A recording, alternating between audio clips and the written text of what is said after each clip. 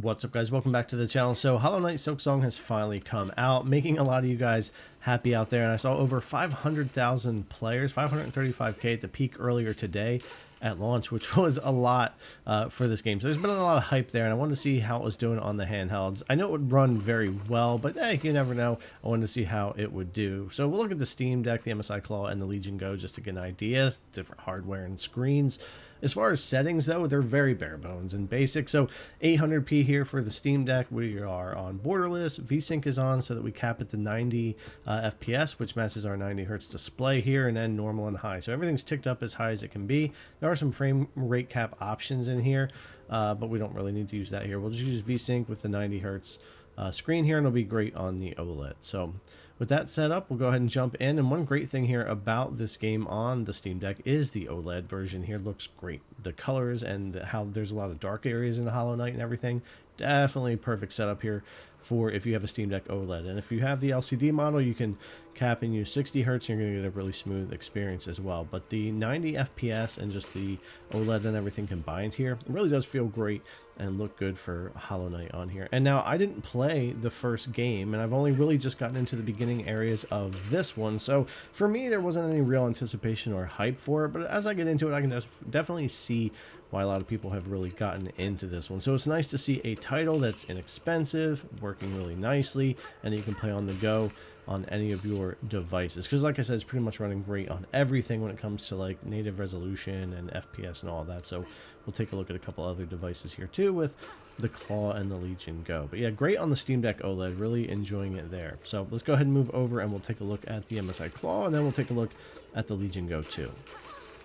All right, so over on the MSI Claw, it's going to be a little different. We're going to have 1200p as our native resolution for this screen. It's still 1610 though. I'm at full screen. VSync is still on so that we cap at 120 FPS, which matches this screen's 120 hertz, so everything will run really well there. And we have VRR, not that we need it with the solid 120. You'll see the occasional load in or come down to like 115 and back up to 120 when you're moving around. And I've only got this running like 12 to 17 watts on the TDP, so that can explain some of that, but it's not really going to be too taxing and it'll be fine. And you can always turn things up a little bit, but I figured I'd just keep the power turned down a little bit here at around that 15 to 17 and let it roll. So yeah, at 1200p, 120 FPS, and a lower TDP here, things run great on the Claw. And also it looks great. It's not an OLED screen, but I've been a big fan of this 8-inch IPS panel. So if you have a Legion Go S, you also probably have this exact same panel on there. That's the same 8-inch IPS panel. So yeah, they look really great. They're not an OLED screen, but they still pull off some nice colors and things like that in contrast. And